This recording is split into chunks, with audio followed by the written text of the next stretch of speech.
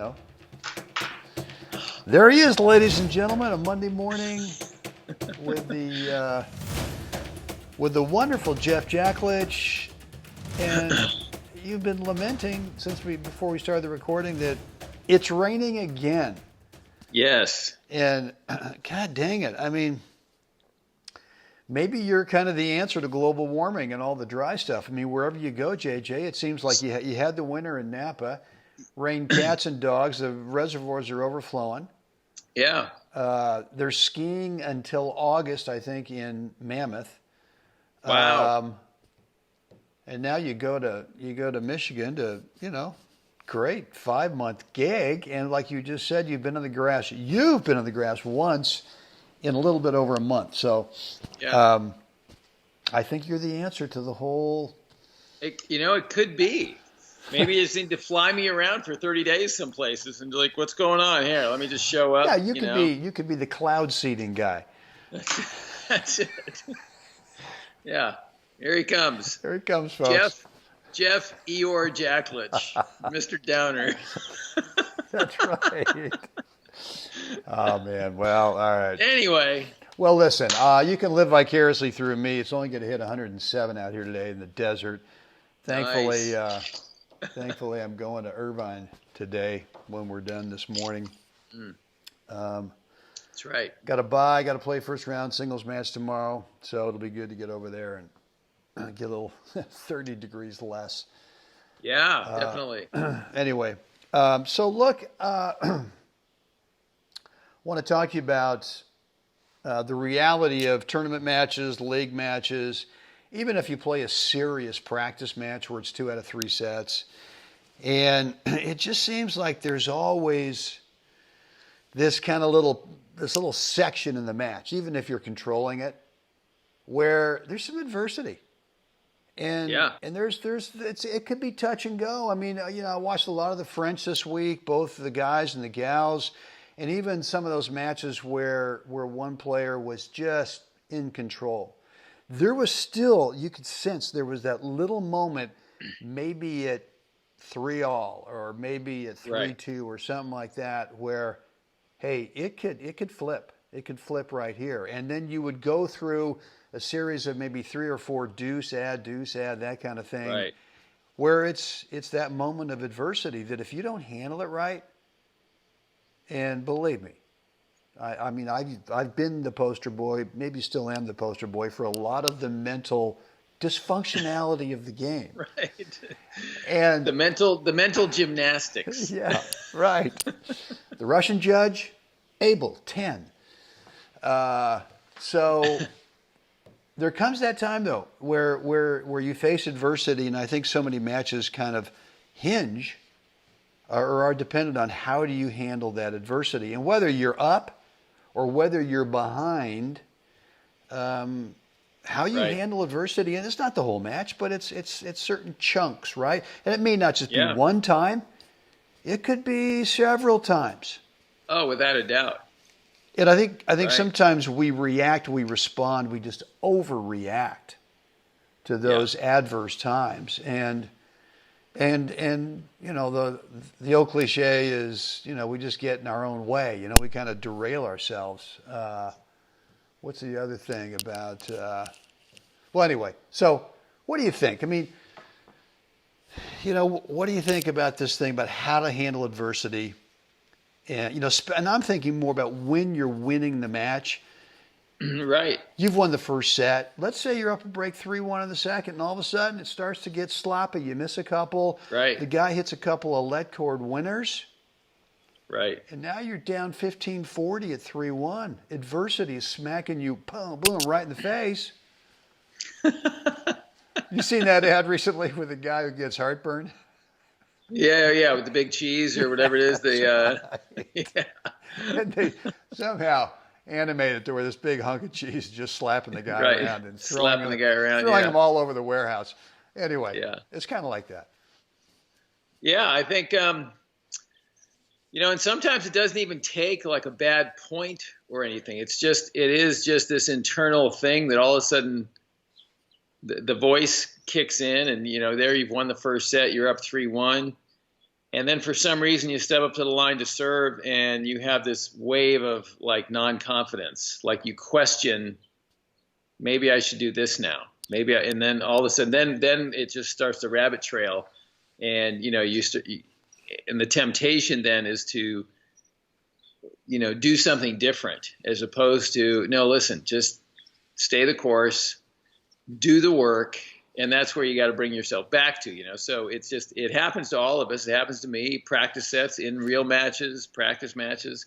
I mean, it's there, and I think it's there more though if your practice matches that you're playing are being applied to an upcoming event. That's when practice matches really have much more weight to them. If you're getting ready to go to the team sectionals or something, or if you're getting ready, you're going to go play the Nationals, you're going to go to Irvine today. I think practice sets leading up to that, because we should be focused on fine-tuning and cleaning something up or whatever we're doing.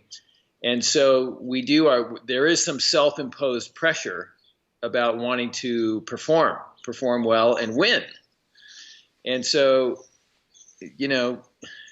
it creeps in. It creeps in. I mean, I before I came out here, I played a couple practice sets on the clay back in Napa, and up 4-1 in the first set, playing very smart, calculated ball.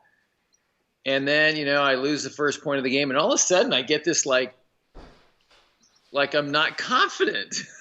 And I'm about to, and I really had to and this was really a mild practice set. It was just I just wanted to get out there and play, and I had to really reel myself in and really beat that thing back. And, and then it's 30 all in the game. And I just, God, what is up? And it was just this wave, and you know what I'm talking about. And then finally I kept just corralling myself. And then I actually kind of left when I was returning serve, and sometimes it's when we're controlling the start of the point that it can actually I think it erupts way more than it does when we're returning serve, because we're not in charge of starting the point. It's when we're starting the point, it's up to us now to choose. I'm going to serve to his forehand. I'm going to try and hit the kicker. I'm going to blah, blah, blah. I'm going to try and hit this one serve I haven't hit in 3 weeks, but I think for some reason right now, I think it's a good idea. Right? I mean, even though I haven't practiced it ever. Yeah, ever. Why not? So I think, that's when that moment of stepping out of the batter's box, I think, and just taking a breath, what's been working, hopefully you've been paying attention to that, and go back to work.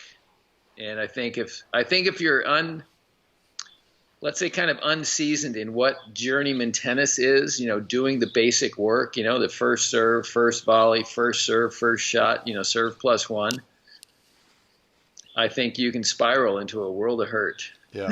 Yeah. No, well, look, I think that, adversity sort of is either self-imposed, where I would say most of the time it is. Yeah, well, and it's kind of how you react to it, I guess is what I'm saying. Sometimes it's literally Right. self-imposed, where you're up a set in 3-1 and you start to think of what could go wrong now.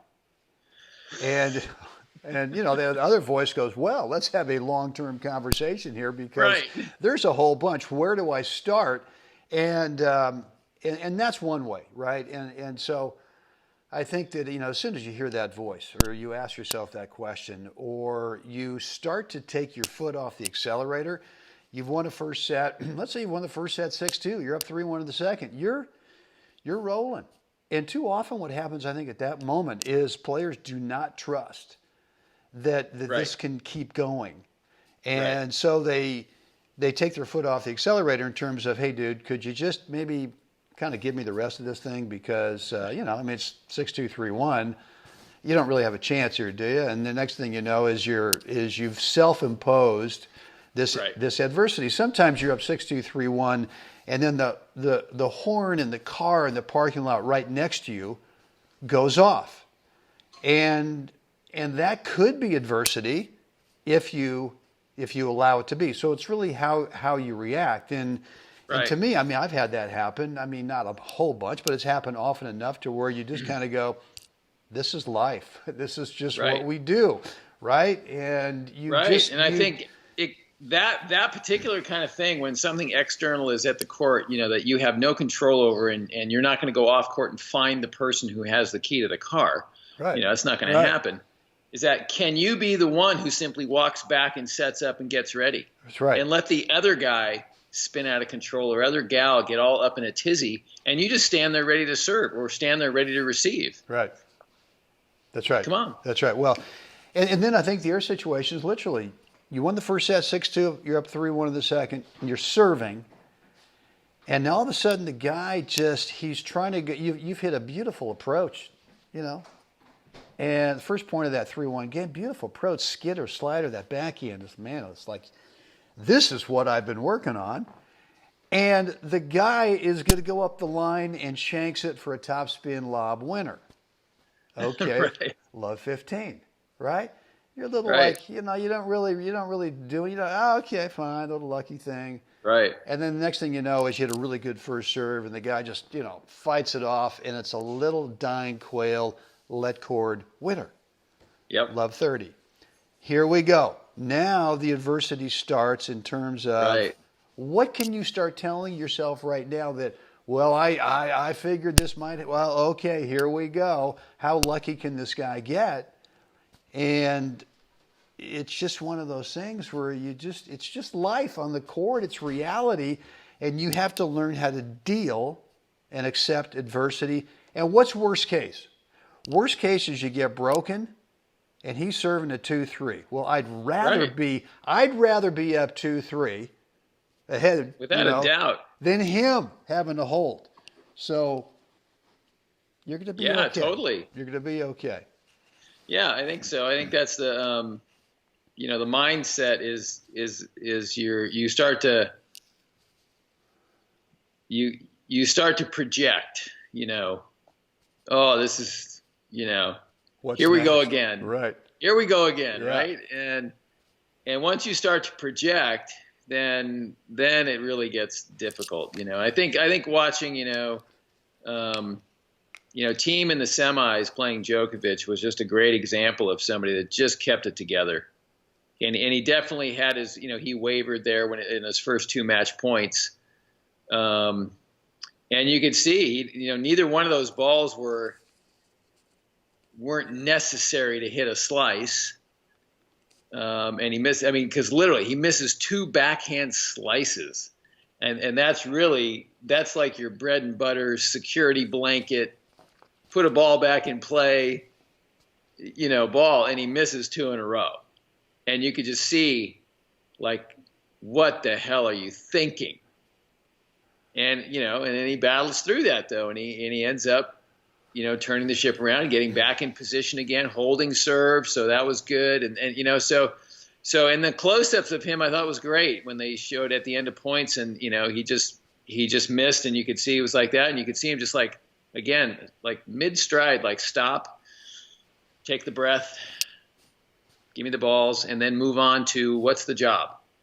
And that's really the key in all of this, is coming up with your routine, that your ritual, that how do you get back on focus? What's your plan to do that? What's your, whatever it is, you've got a song in your head and come on, and you've got your little 4-parter.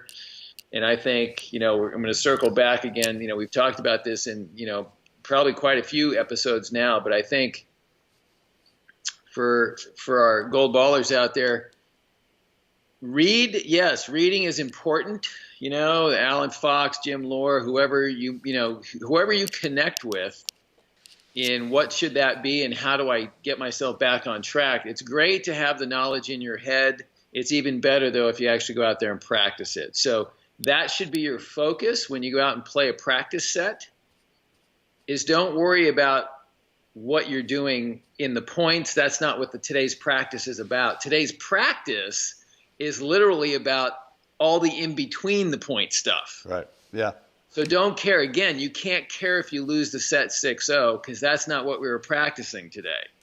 That's We're a tough one, though. practicing. I mean, that's Absolutely. it's a tough Absolutely. one, but no, you're absolutely right. And I think if you can discipline yourself, like that's exactly what I did yesterday for an hour. Went out and hit with my practice buddy here, and we just played points. And all I did the whole time, Jeff, was as soon as the point was over, I just started the 4-parter. Yeah. And that's all I wanted to work on. I didn't want to work on any kind of anything yesterday other than how am I going to react all week? How am I going to respond all week this week down in Irvine, singles and doubles after a point's over. So, all right, well, listen, man, good stuff as always. Thank you. And guys, we didn't mention it at the top of the episode today, but Jeff and I are offering a free private 10-minute coaching call. And all you got to do is kind of it's only 10 minutes, so you got to bring that one thing in your game right now that maybe is a bit of a struggle that, man, you'd love to kind of get that thing off the table and put that, kind of cross that off the to-do list of your game. And so Jeff and I want to help you do that. The way to get on the call is to go over to goalballhunting.com, put in your first name and email address, click the button, and you'll get access to our online calendar scheduler where you get to cherry pick a date and time that's best for you. If you're already on our email list, congratulations. Well done. Thank you for hanging out with us.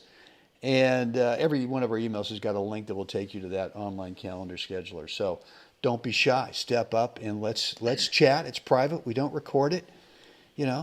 It's all cool. So, Jeffrey, it's your moment to shine, even though it's probably not shining there in Pontiac, Michigan right now.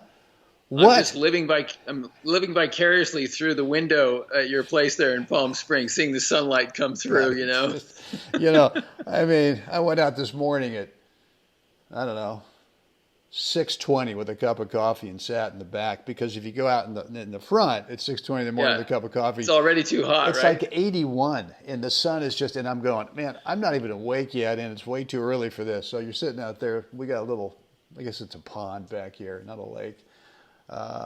Spectacular that time of day here, but man, it's already, it says 100. It says 100. Is that what it's 100 and sunny at 9:56 this morning. So anyway, there you have it. All right, Jeff, what would we like to find folks to do right now?